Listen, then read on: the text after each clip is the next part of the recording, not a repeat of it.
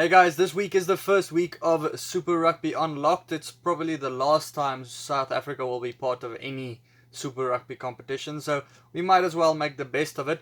Talking about that, the Pumas are the 8th team of South Africa ever to play in any form of Super Rugby, so they might want to prove something against the Cheetahs this weekend. The game times are here next to me if you want to pause on that. Otherwise, I will be going into this game. The game is played in the Free State Stadium, clear skies, 20 degrees Celsius, so, well, I know now it's not going to be a hot weekend over here in Bloemfontein.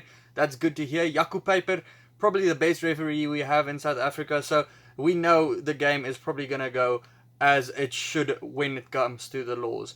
Looking at the two teams, you will see in red the players that came in for the Cheetahs. I have no idea how the team looked for the Pumas last week. I tried to search everywhere. I'm talking Twitter, Instagram, Facebook. I couldn't find their starting team of last week and the week before. So that's how the team looks for this week. It is a difficult side for the Pumas. They have a couple of experienced guys, but mostly a lot of debutants in that side. So for me, as a guy that's trying to analyze how this game is going to go, it's quite difficult to actually see. It looks like it's 6 debutants in that Pumas side. So yeah, who knows how it's going to go. In that front row, the Cheetahs, they bring in Luan de Bruin for their side. I was very surprised by Luan de Bruin when he was scrumming against Steven Kitshoff in that Springbok showdown, and boy, he announced himself to me and, well, a lot of other South African supporters who don't necessarily watch a lot of Cheetah rugby. He is a guy to look out for, and I think Rassie might be looking at him to go into this rugby championship if the Boks do end up going. They said we'll know by the end of this week, so probably tomorrow. In the second row, the Pumas, they do have a big name over there. Leroux Roots, he's back from his loan from the Sharks, so the guy that was the biggest player in Super Rugby this year is now with the Pumas. He's a guy to look out for. He makes very strong runs.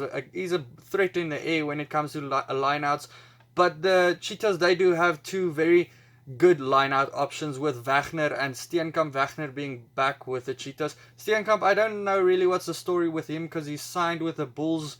Is he moving there in November, or what's the story over there at the moment? If somebody knows, please let me know. Also, let me know if I also don't know too much about some of these other players.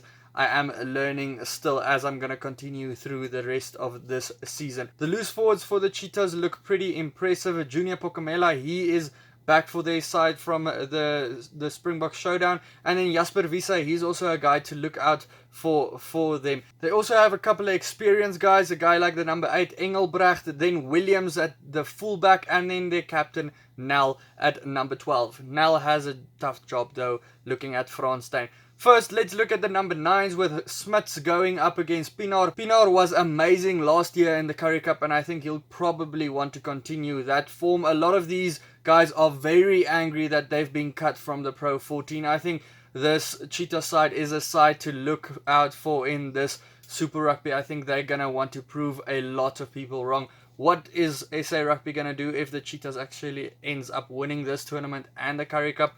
What can they actually do? So I'll like to see what goes on there. Tiaan Skuman, he's up against the debutant for the Pumas. Then Roscoe Speckman, he's back for their side. He's up against another ex-Cheetah. Obi is up against him. Both of them very fast players, very exciting steps on both of them.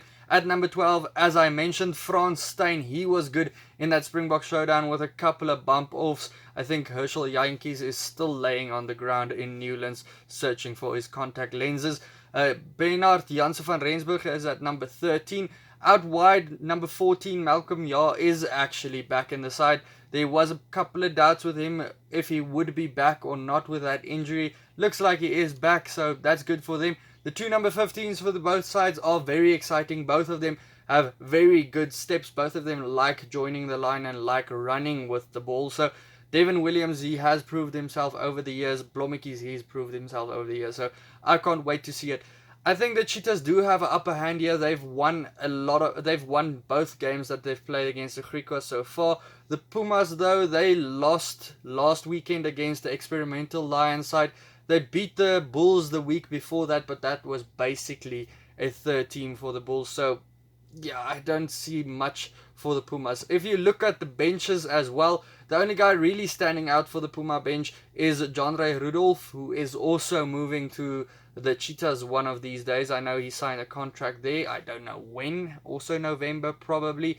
The bench for the Cheetahs do look a little bit better with Louis van der Westhuizen, the Namibian international, JP de Pre, that very big lock of theirs, and then Aiden Davis and William Small-Smith and Tian Meyer also bringing some speed for the game when he does come on. So yeah, guys, I do think the Cheetahs do have the upper hand in this game. I do predict a big score, especially because they're quite angry and want to prove themselves in this tournament. How better to do that than doing it in your first game? Look, the other two teams that joined the Super Rugby for their first games did win it. The Kings and the Cats, the first time they did play, they did win it, but I don't think they're going to win it against the Cheetahs. I think the Cheetahs to win it by 25 points. Guys, let me know your prediction for this game down in the comments below. Also, check out any of these other videos, especially that Lions Sharks game. That's probably going to be the biggest game of the weekend. And then I'll see you for the next one. Cheers.